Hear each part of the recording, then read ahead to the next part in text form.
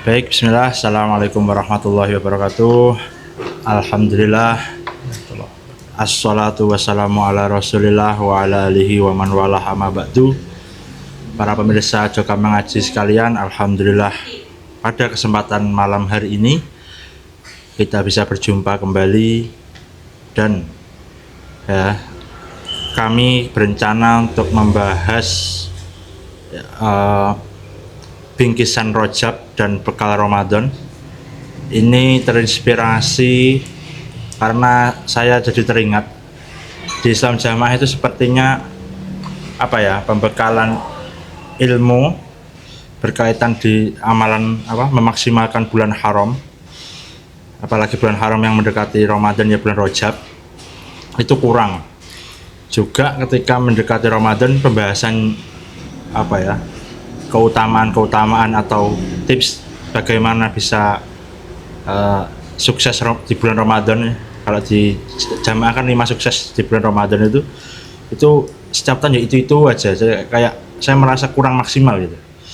Makanya pada kesempatan yang berbahagia ini kita bisa langsung menimba ilmu kepada Ustadz Muhammad Hafiz Al-Qais dengan model tanya jawab atau dengan model podcast.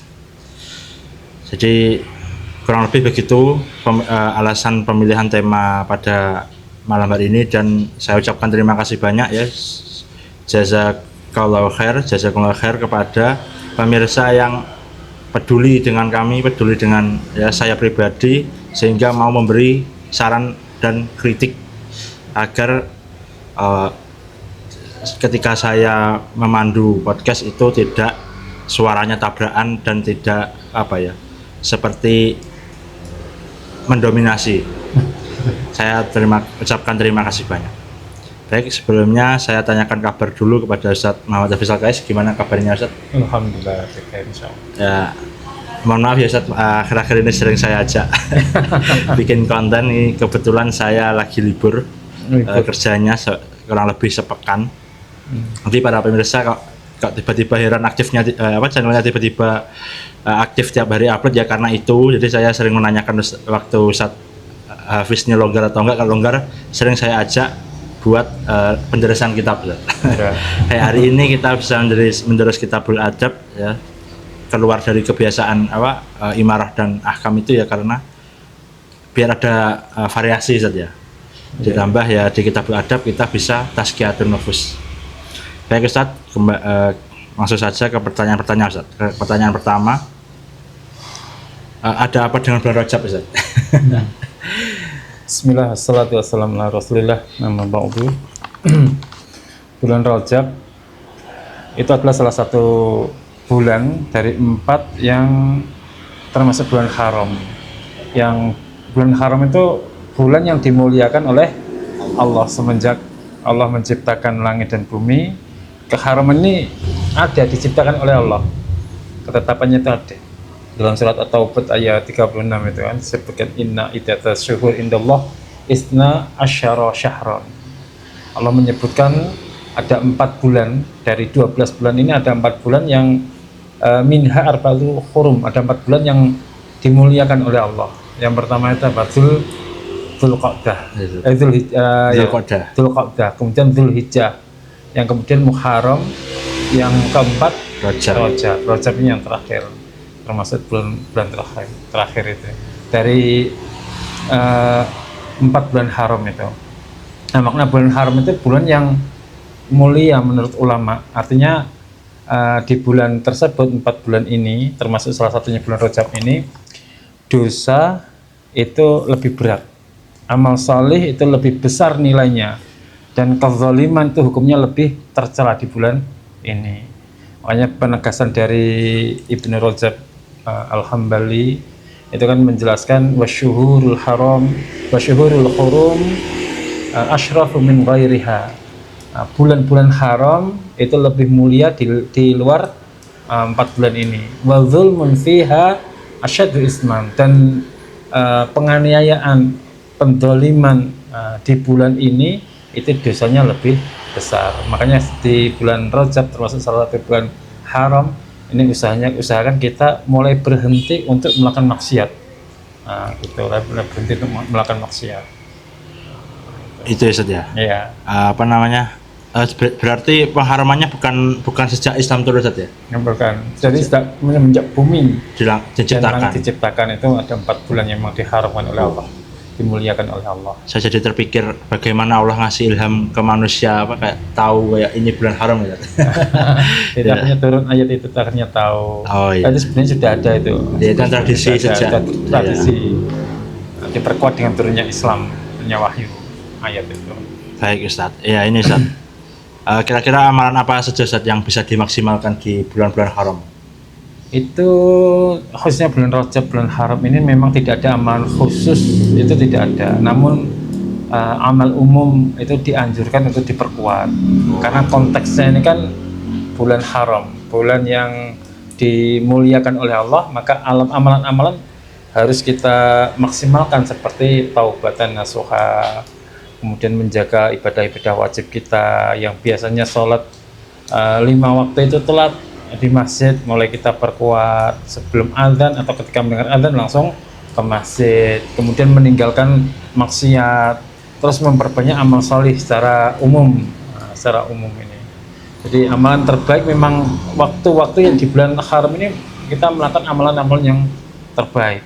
Namun bulan haram ini adalah bulannya kita harus mengerjakan amal tapi tidak ada ritual tertentu, mengkhususkan waktu tertentu. Saya malam Jumatnya harus, malam bulan Rajab ini harus ibadah, itu tidak boleh, tidak ada amalan tertentu. Tapi kita meningkatkan amalan-amalan umum yang ada dalam Islam itu. Ya, makanya itu para pemirsa, kemarin itu saya request kepada Ustadz Hafiz untuk membahas surat taubat saja. Kan antum sebenarnya sudah menyiapkan risalahnya lama.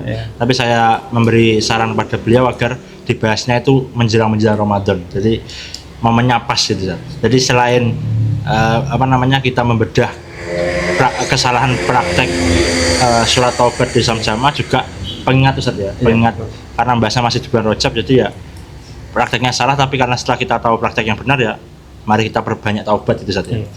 Taubat dan mengurangi maksiat.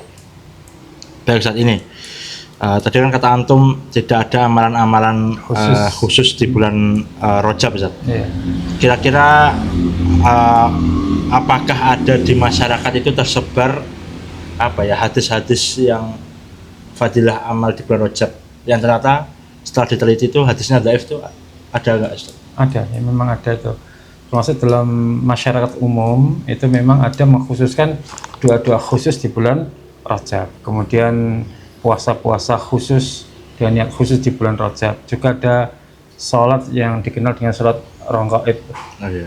Ronggaib itu yang dikerjakan di awal dari bulan Rajab. Ini semua nggak ada dasarnya. Ibnu Rajab itu mengatakan lam yasahu fi fadli syahri Rajab syai'un khasun. Tidak ada hadis yang sahih yang menjelaskan tentang keutamaan bulan Rajab secara khusus, itu nggak ada. Contohnya sholat ronggaib itu kan sholat sunnah, diklaim sholat khusus dikerjakan di awal bulan Rajab di malam Jumat, dikerjakan setelah maghrib sampai isya, menjelang antara maghrib dengan isya 12 rakaat, setiap 2 rakaat salam dengan bacaan tertentu, dengan zikir tertentu, dengan doa tertentu, dan diyakini bahwa mengerjakan sholat ronggaib ini hajat-hajatnya itu akan dikabulkan oleh Allah. Nah, ini tidak dikenal di masa sahabat, itu tidak dikenal dan tidak ada. Dan ini muncul pada abad keempat Hijriah itu muncul. Amaliyah itu muncul pada abad keempat. Ibnu Taimiyah itu juga menjelaskan tentang sholat ronggaib ini. Sholatul ronggaib bid'atun, katanya. La aslalah, sholat ronggaib ini hukumnya bid'ah, tidak ada dasarnya dari Rasulullah dan tidak sahih, berarti tidak boleh kita amalkan. Oh ya, saat ini mumpung bahas tentang bid'ah, mungkin bisa dijelaskan kayak kaidah bid'ah itu apa? Kan tadi bulan Rajab kan bulan haram. Amalan-amalan kan dilipat gandakan pahalanya.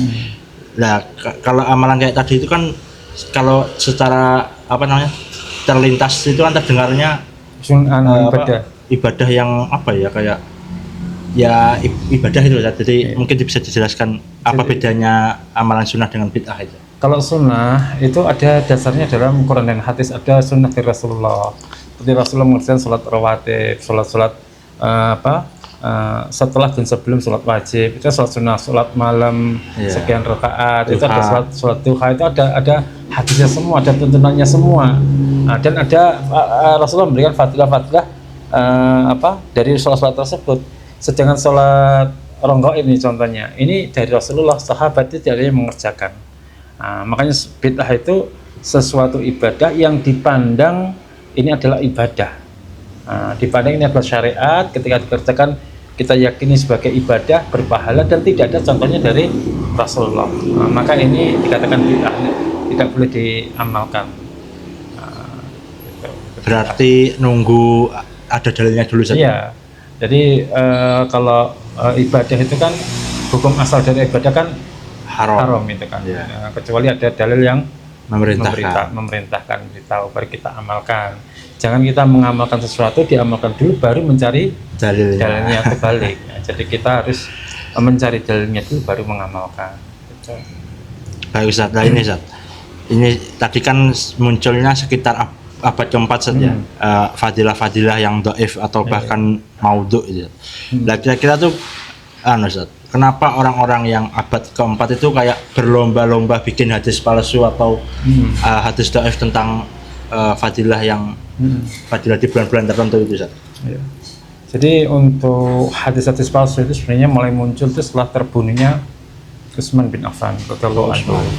Setelah terbunuhnya Utsman bin Affan itu muncullah hadis-hadis palsu. Jadi ada 3 kelompok itu sampai berkembang di abad keempat. Kelompok pertama yaitu tokoh-tokoh politik. Ini membuat hadis-hadis palsu tentang keimaman, tentang imarah, yang sampai sekarang nanti di ahkam itu salah satunya ada hadis tentang imarah yang maudhu hadisnya itu tercantum di ahkam kemarin kita bahas juga ada. Untuk memperkuat politik orang tertentu, artinya dia membuat hadis untuk menjatuhkan lawan politiknya atau membuat hadis untuk memperkuat tokohnya. Itu yang kedua yaitu ahli bid'ah seperti Khawarij, Rafidhah itu, kemudian Jahmiyah, kemudian yang satunya Jahmiyah, Rafidhah, dan Khawarij, Jahmiyah, kemudian Syiah Rafidhah. Nah 3 kelompok yang awal-awal Islam ini membuat hadis-hadis palsu tentang untuk mengunggulkan kelompok mereka, untuk meyakini kelompok mereka. Sing Rafidhah itu mengambil dari hadis ahlu bait, kemudian untuk mengkafirkan seluruh sahabat. Kemudian Jahmiyah juga demikian, untuk membela kelompoknya. Kemudian Khawarij juga demikian. Ini yang untuk mengkafirkan kaum muslimin dan mengukuhkan kelompok mereka sebagai ahli sunnah, orang Islam sesungguhnya. Dan itu ada nanti ininya keturunannya itu ada. Nah yang ketiga ini yang terjadi di abad 3 dan 4, ini yang membuat hadis itu az-zuhad wal juhal, orang-orang yang ahli ibadah tapi bodoh. Jadi dia menyebarkan hadis palsu yang intinya untuk sebenarnya niatnya bagus untuk memotivasi orang agar ikut mereka dalam hal ibadah. Niatnya kan bagus, tapi niat bagus kalau tidak didasari dengan Quran hadis itu kan jelas tidak bisa dilakukan. Nah, hadis palsu ini disebar pada waktu abad keempat ini agar orang itu lebih mempeng ibadahnya, lebih rajin sholatnya, lebih rajin puasanya, diberikan motivasi, tapi diselingi dengan hadis-hadis palsu. Makanya saat zaman itu termasuk Abdullah bin Mas'ud itu mengatakan kami muridin lil khairi la yusibah. Banyak sekali orang yang mempunyai niat kebaikan tapi dia tidak mendapatkan pahala karena menyebarkan hadis palsu, hadisnya bagus isinya, mengajak orang untuk ibadah tapi tidak ada dasarnya dalam Quran dan hadis. Artinya nggak dapat pahala. Inilah bahayanya. Termasuk salah satunya hadis tentang bulan Rajab itu. Oh ya tadi saja tadi kan waktu antum nyebut Abdullah bin Mas'ud itu saya jadi teringat kalau nggak salah bid'ah maliyah pertama tuh yang berkumpul halaqah zikir itu ya. Zikir jam'in itu. Iya, zikir rame-rame itu. Ucapkanlah tasbih sekian kali, 100 kali mengucapkan semua. Dan itu langsung diingkari keras oleh Abdullah bin Mas'ud. Iya, betul. Ya. Jadi berarti memang zaman beliau Ustaz ya? Iya, zaman beliau memang awal-awal bid'ah-bid'ah itu mulai muncul yang menyelisih sunnah Rasulullah SAW dengan para sahabat. Oh ya, Ustaz, Abdullah bin Mas'ud itu kan setelah sepeninggal Rasulullah kan hidupnya di Baghdad Ustaz ya? Iya, Baghdad. Berarti Ustaz, kayak bid'ah tuh kok berkembangnya di luar Hijaz. Mekah Madinah itu kenapa Ustaz? Iya, itu karena memang jauh dari Mekah Madinah, sehingga untuk dulu kan kalau mau mengambil hadis orang itu kan harus memerlukan perjalanan 1 bulan baru mendapatkan 1 hadis. Nah itu untuk mereka yang, makanya tadi ada kelompok yang ketiga, kelompok Juhal Zuhad, itu kelompok yang ahli ibadah tapi bodoh, dia tidak mau repot-repot mengambil hadis pada ahlinya, akhirnya membuat hadis tersendiri. Akhirnya tersebarlah hadis-hadis palsu itu. Oh iya Ustaz, saya jadi ingat Ustaz, saya jadi teringat momen waktu pertama kali baiat di pusat Ustaz. Itu kan saya masih SMP, itu yang saya rasakan itu kan kayak bayi yang baru lahir. Yeah. Maksudnya perasaan itu tuh benar-benar kayak wah, dosaku hilang kabeh, dosa udah nggak ada, terus kayak ubun-ubun saya juga diusap oleh Allah sesuai dalilnya itu yang saya rasakan Ustaz. Apakah tadi itu yang ahli ibadah tapi bodoh itu mungkin dia berinisiatif ke dirinya sendiri, tapi oleh syaitan dihiasi rasa yang tenang gitu. Makanya kan ahli bid'ah itu kan lebih sulit bertobat pada Allah daripada ahli maksiat. Karena ahli ibadah itu merasa apa yang dikerjakan itu ibadah berpahala. Nah, seperti keyakinan batil tadi, bahwa ketika kita baiat, misalkan baiat, nah ini berarti kita benar-benar masuk Islam, kita bukan jahiliyah lagi, kita dosa-dosa kita sudah diampuni oleh Allah, kita kembali sebagaimana lahirnya seorang ibu melahirkan anaknya, nggak ada dosa sama sekali. Dulu seperti itu. Betul. Nah, itu berarti kan itu salah satu ahli bid'ah dalam menyebarkan ajarannya. Jadi diberikan sugesti targhib wa tarhib, artinya kayak targhib wa tarhibnya kan kalau kamu nggak bid'ah berarti hidupmu haram. Oh iya, betul. Ditakut-takuti. Iya, ditakut-takuti. Kemudian kalau sudah bid'ah diberikan janji-janji yang besar. Setelah ini kamu hidupnya halal, kamu masuk ke dalam surga. Iya, betul. Saya tiba-tiba teringat itu Ustaz. Oke, kita lanjut Ustaz.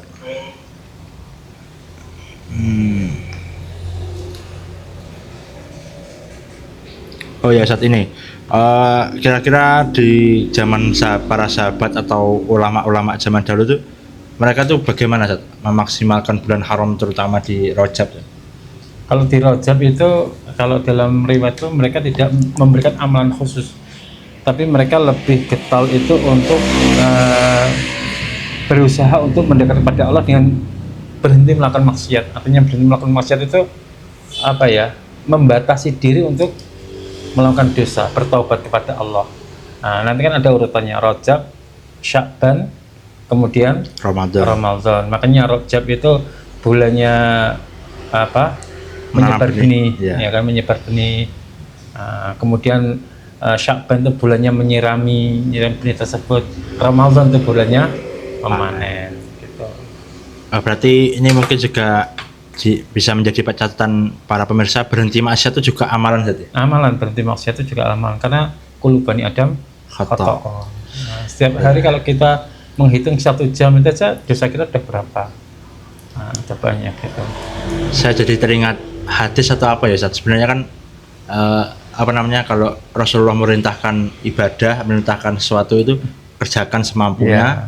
Kalau melarang itu tinggalkan sejauh-jauhnya, tapi tinggalkan itu kan sebenarnya kan tidak mengerjakan lagi kan? Tapi gara-gara setan tuh berat sekali meninggalkan itu kan tinggal tidak dikerjakan, tapi selesai. Tapi rasanya tuh apalagi kalau yang sampai maksiat itu kan juga candu gitu. Iya, nyandu. Makanya itu apalagi kalau sudah jadi ahli maksiat di situ sebenarnya udah nyesel bertobat berkali-kali tapi meninggalkannya tuh Iya, berat. Apa yang bisa antara tidak mengerjakan melanggar perintah Allah dengan dosa melakukan maksiat ini beda. Zaman Adam itu kan mulai zaman Adam itu kan dosa dia ketika melanggar perintah Allah, Iya. melanggar larangan Allah, Ya, memakan buah itu dengan dosa meninggalkan perintah Allah kan beda. Begitu dia melakukan dosa zaman dulu kan dosa cuma satu kali toh. Iya. Pelanggaran cuma satu kali Iya, toh. cuma satu itu, ya. Satu. Tapi akibat dari melanggar perintahnya Allah kemudian langsung diturunkan Ke dunia. Dan ini apa itu akan terus sunnah ini akan terus berlaku sampai nanti hari kiamat. Artinya orang itu tidak akan lepas dari melakukan perintah Allah tapi dia melanggar dengan orang yang menerjang larangan Allah. Allah perintah untuk sholat, Ya. perintah untuk puasa. Ya. Dia tidak mengerjakan, mungkin karena malas, bukan karena ini, karena malas. Ini kan dosa, tapi dosanya lebih besar menerjang larangan Allah ini nanti. Larangan Allah. Ya. Betul. Ini saat kita beralih ke bulan Sya'ban, Ustaz. Salah Rajab ada lagi nggak catatan yang bulan Sya'ban itu intinya bulan Rajab itu intinya berhenti dari dosa. Berarti kan larangan-larangan Allah itu kita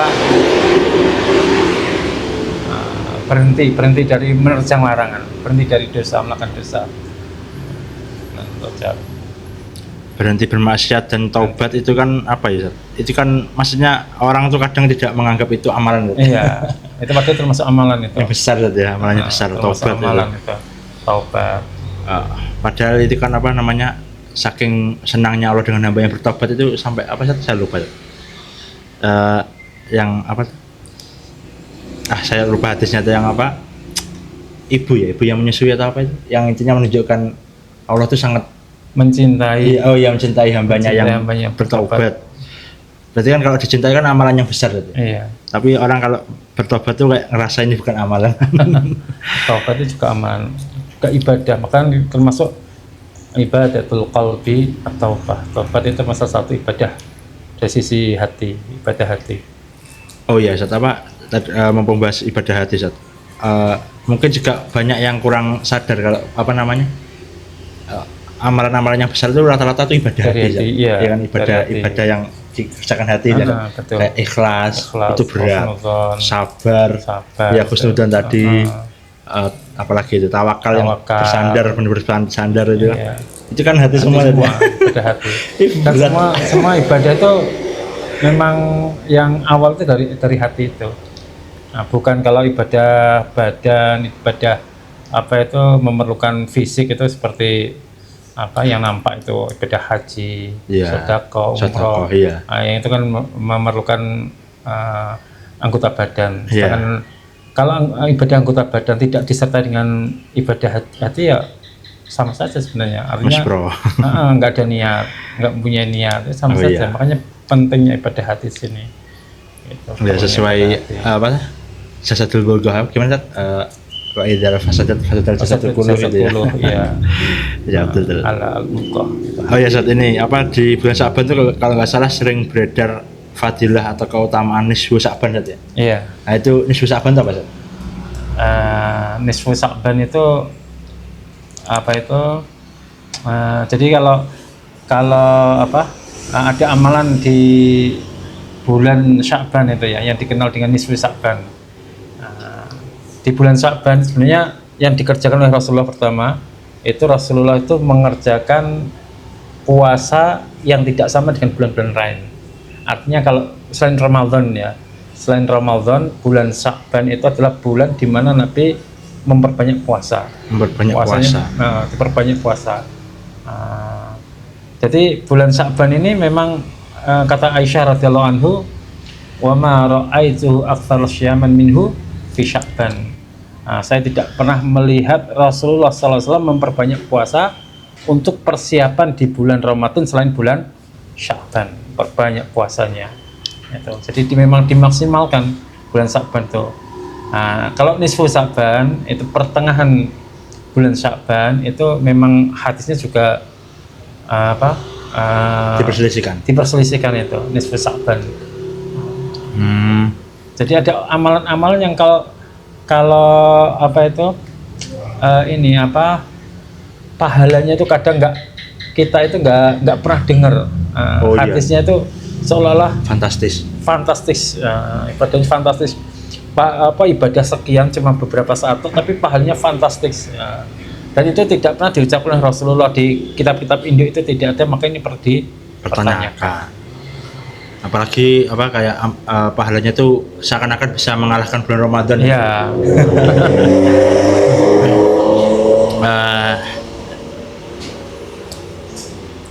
Tadi kan kata antum Nabi atau Rasulullah memperbanyak puasa kan di bulan Ramadan. Iya. Nah, kira-kira bulan Sya'ban. Para sahabat atau ulama-ulama zaman dulu di bulan Sya'ban juga mereka Iya, beramal. Gaspol juga ya. Iya, bulan Sya'ban itu beramal, cuman sahabat itu lebih ke finafsi. Kalau bulan Ramadan itu kan para sahabat setelah Nabi meninggal kan ada sholat tarawih. Oh iya, sholat tarawih berjamaah itu ya.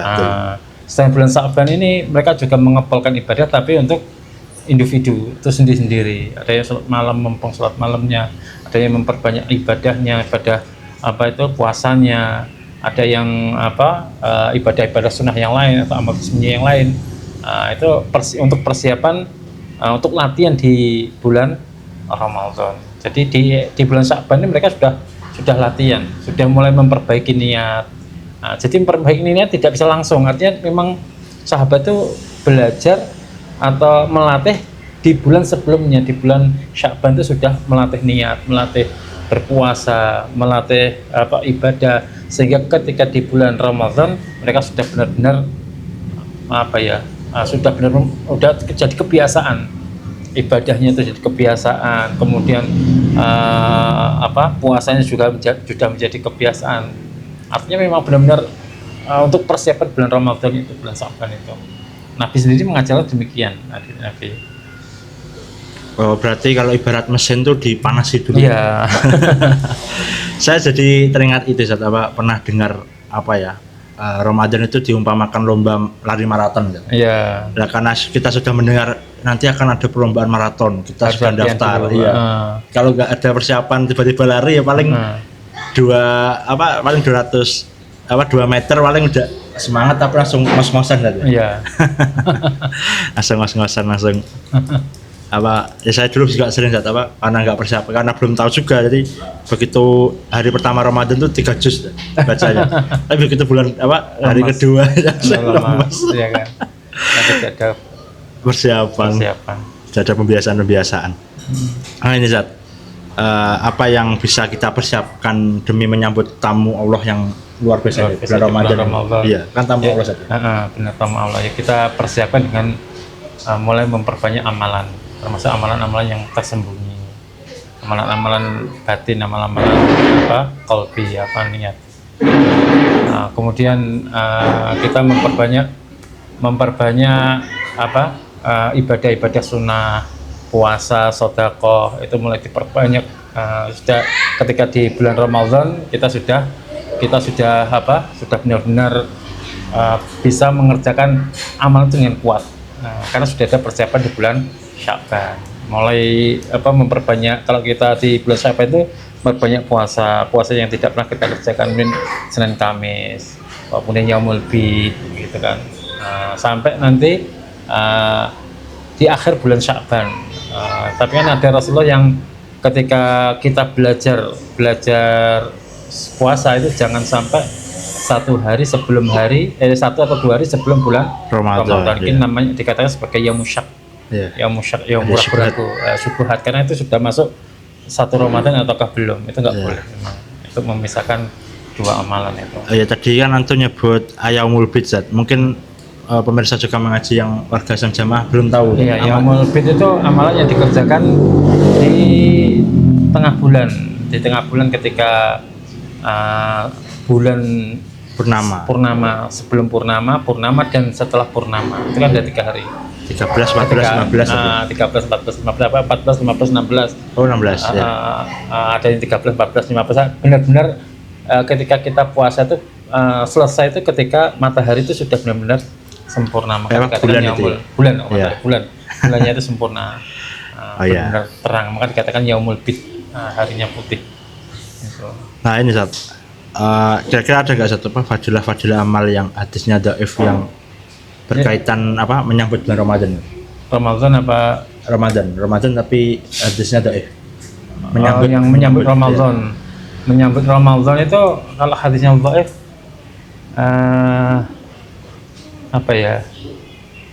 kalau Ramadan sebenarnya banyak itu juga, tapi ana lupa ini. Lupa ya. Ana termasuk salah satu Dan Sya'ban Kalau Sya'ban itu kan mereka mengerjakan sholat nisfu Sya'ban, sholat berjamaah. Nah, itu kan nisfu Sya'ban itu dikerjakan mereka tengah malam, kemudian berkumpul untuk berdoa, meyakini bahwa itu sunnah. Nah, sedangkan kalau sholat sendiri itu masih ada yang perbolehkan ulama, tapi kalau sholat berjamaah di tengah bulan Sya'ban itu memang ada yang melarang. Waqtalafas salaf fil qiyami fiha furada. Para salaf itu berbeda pendapat tentang ibadah malam nisfu Sya'ban. Kalau dilakukan secara sendiri ada yang memperbolehkan, ada yang melarang karena memperbolehkan itu karena keutamaannya bulannya saja. Keutamaan bulannya itu. Oh, berarti yang dilarang yang berjamaahnya saja. Berjamaahnya. Nah ini saat sekarang kita masuk ke bulan Ramadan. Ada apa dengan bulan Ramadan? Bulan Ramadan itu adalah bulan yang agung, tamu yang agung, di mana setan-setan itu telah dikunci di kerangkeng. Ini insya Allah sudah mafhum semua di teman-teman baik di jamaah ataupun di Islam jamaah maupun di yang sudah keluar dari Islam jamaah. Maka sebelum bulan Ramadan ini usahakan memang nasihat tentang ijtihad taubat. Itu memang sebenarnya dalam bulan Ramadan ini memang ulama itu menganjurkan. Cuman yang di dalam Islam jamaah itu yang kesalahannya mengakui menulis surat tobat pengakuan dosa itu yang kesalahannya di situ. Nah, seandainya itu dirubah dengan diijtihadi jamaah itu supaya bertobat dengan dirinya kepada Allah langsung, itu akan lebih baik lagi. Nah, diarahkan untuk DP kepada Allah di setiap malam, melaporkan dosa-dosanya kepada Allah. Jadi yang tahu hanya dia dan Allah saja. Maka ini akan bagus sekali. Kemudian membayar hutang puasa. Hutang puasa untuk membersihkan hati itu untuk menyambut persiapan di bulan Ramadan. Berarti seperti yang dicontohkan Nabi itu kan sehari bisa istighfar 100 kali. 100 kali, 70 kali. Itu kan secara nggak langsung kan kayak melaporkan kepada Allah minta ampun kepada Allah Subhanahu wa taala. Memang kan taubat itu kan tidak harus di bulan Ramadan setiap hari, tapi ketika kita akan menyambut bulan Ramadan kemudian memulai dengan bertaubat kepada Allah, memulai dengan minta ampun kepada Allah, ini akan menjadi lebih baik lagi. Kita menyambut Ramadan itu dengan benar-benar Allah mengampuni dosa-dosa kita. Jadi diharapkan nanti keluar Ramadan isinya tinggal pahala.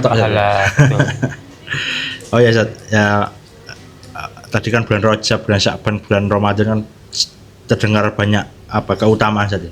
Nah, kira-kira ada nggak Zat orang-orang yang merugi di 3 bulan ini? Ya, orang yang merugi itu orang yang orang yang sampai selesai bulan Ramadan selesai tapi dosa-dosanya tidak diampuni. Itu salah satu orang yang merugi. Roghima anfu rajulin adraka Ramadan thumma la yaghfirlah. Rugilah seseorang yang dia menjumpai bulan Ramadan sampai selesai tapi dosa-dosanya tidak diampuni. Karena bulan Ramadan itu kan yaumul maghfirah, bulan atau syahrul maghfirah, bulannya pengampunan. Ketika kita meminta ampun kepada Allah, itu bulan-bulan itu bulan-bulan yang penuh berkah, penuh rahmat. Dan sungguh rugi orang yang menjumpai bulan Ramadan tapi dia justru dosa-dosanya masih besar, masih banyak dan tidak diampuni oleh Allah.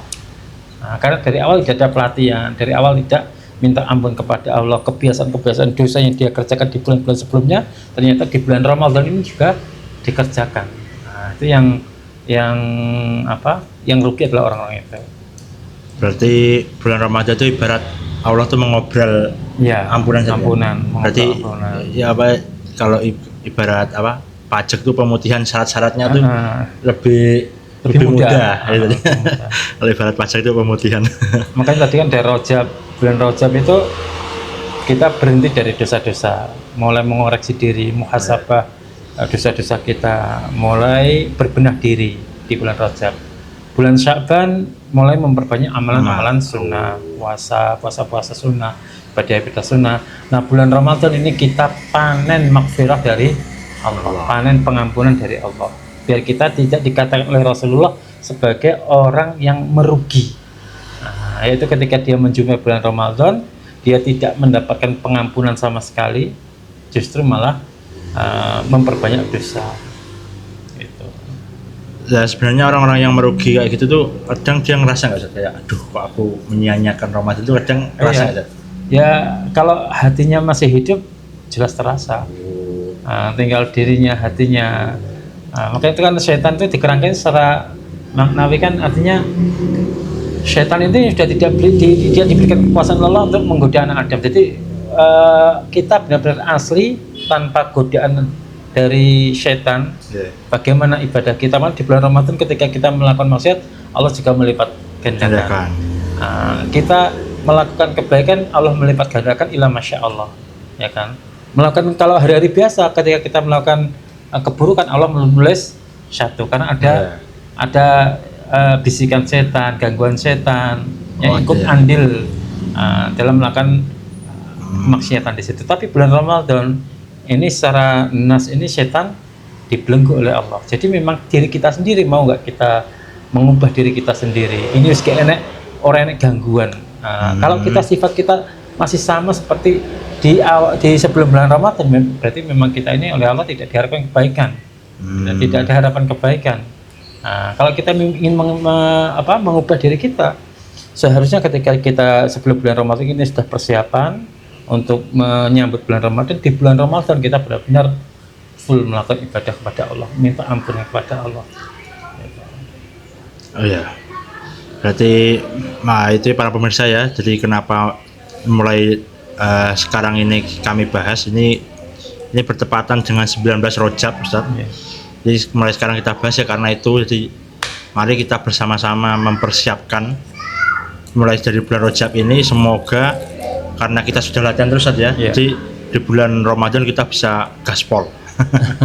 Ada nasihat lagi, Ustaz, kira-kira? Insyaallah enggak. Ya, setelah itu dulu para pemirsa. Kira-kira kalau ada yang ditanyakan apapun ya, atau permasalahan fikih menjelang bulan Ramadan ya silahkan ditanyakan di kolom komentar boleh atau di japri saya. Itu dulu para pemirsa. Sebelumnya jazakumullah khair telah menyimak. Kembali lagi saya menantikan saran dan masukan dan kritik agar channel ini bisa berkembang lebih baik dan lebih dirasakan manfaatnya.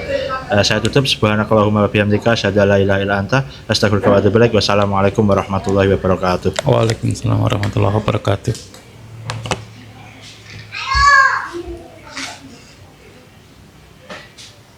Karena Dek mulai